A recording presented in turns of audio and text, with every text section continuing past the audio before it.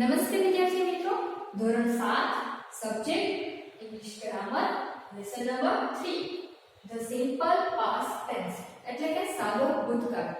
હવે વિદ્યાર્થી મિત્રો, તમે લેસન નંબર 2 ની અંદર ધ સિમ્પલ પ્રેઝન્ટ ટેન્સ એટલે કે સાદા વર્તમાન કાળની અંદર ટુ બી અને ટુ હેવ ના રૂપ જોઈ ગયા છો. તમને કોઈને ખ્યાલ છે ટુ બી ના સાદા વર્તમાન કાળના રૂપ શું છે? તો કે એમ, ઇઝ અને આર. જ્યારે ટુ હેવ ના રૂપ છે હેવ અને હેઝ. તો હવે આપણે સાદા ભૂતકાળની અંદર ટુ બી અને ટુ હેવ ના રૂપ આ કોષ્ટકને આધારે સમજીએ તો સાદા વર્તમાન કાળના ટુ બી ના રૂપ છે એમ, ઇઝ, આર. તો સાદા ભૂતકાળના રૂપ શું હશે? વોઝ અને વેર. ઇન શોર્ટ, સાદા વર્તમાન કાળમાં જ્યારે એમ, ઇઝ, આર આપેલું હોય અને આપણે સાદા ભૂતકાળમાં કન્વર્ટ કરવું હોય ત્યારે એમ, ઇઝ, આર ના સ્થાને વોઝ થશે. એટલે કે એકવચન હોય ત્યારે વોઝ, જ્યારે બહુવચન હોય ત્યારે વેર. નેક્સ્ટ છે ટુ હેવ. સાદા વર્તમાન કાળમાં હેવ, હેઝ ના સ્થાને હેવ, હેઝ લાગતું હતું. ટુ હેવ નું રૂપ છે સાદા વર્તમાન કાળનું હેવ, હેઝ એટલે કે ની પાસે છે. હવે સાદા ભૂતકાળની અંદર ટુ હેવ નું રૂપ છે હેડ એટલે કે ની પાસે હતું. જ્યારે એકવચન હોય ત્યારે હેવ, હેઝ ના સ્થાને હેડ અને બહુવચન હોય ત્યારે હેવ ની સ્થાને હેડ. હવે આ કોષ્ટકના આધારે આપણે કેટલાક એક્ઝામ્પલ સમજીએ. સૌપ્રથમ ટુ બી ની વાક્ય રચનાને આધારે આપણે એક્ઝામ્પલ સમજીએ.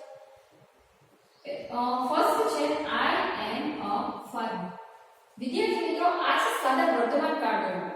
હવે આપણે એને સાદા ભૂતકાળમાં કન્વર્ટ કરીએ તો આઈ, હવે એમ છે ટુ બી નું એ સાદા વર્તમાન કાળ છે. હવે આપણે સાદા ભૂતકાળમાં ટુ બી નું રૂપ શું થશે? વોઝ એટલે એમ ની સ્થાને was. I was a farmer. I am a farmer. હું ખેડૂત છું. I was a farmer. હું ખેડૂત હતો. આપણે સાદા વર્તમાન કાળથી સાદા ભૂતકાળમાં કન્વર્ટ કર્યું.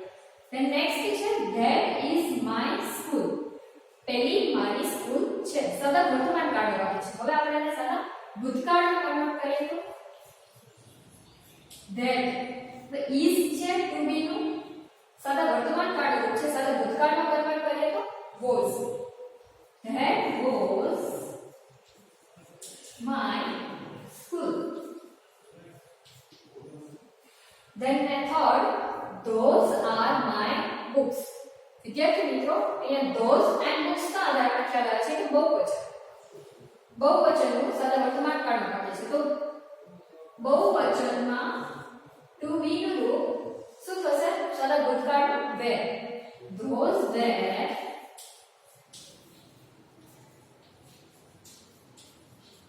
my books. હવે તેવી જ રીતે have, has ની વાક્ય રચના એટલે કે have, has વાળા થોડાક એક્ઝામ્પલ જોઈએ તો ફર્સ્ટ છે સોનલ has a car. વિદ્યાર્થી મિત્રો, સાદા વર્તમાન કાળનું વાક્ય છે અને has. તો હવે સાદા ભૂતકાળમાં કન્વર્ટ કરવું હોય તો have, has નું રૂપ શું છે? had. has ની સ્થાને શું આવશે? had. So Sonal had a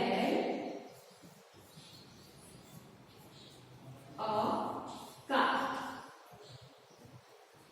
Sonal has a car. Sonal પાસે કાર છે. સાદા ભૂતકાળમાં કન્વર્ટ કરીએ તો સોનલ પાસે કાર હતી.